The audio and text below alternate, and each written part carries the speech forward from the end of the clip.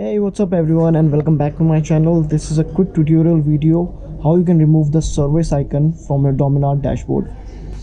So it's a very simple process. So I'll just kill the engine. So you have to hold the mode button while it's booting up. So basically you'll do is you'll switch on the engine, and while it's booting up, hold the mode button for around 15 seconds.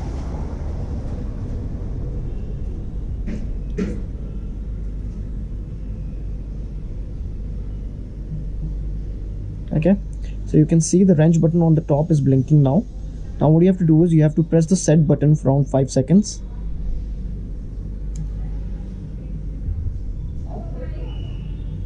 Okay, you see it's removed now. Yep, the wrench icon is gone. That's how you remove the service icon from your Dominar.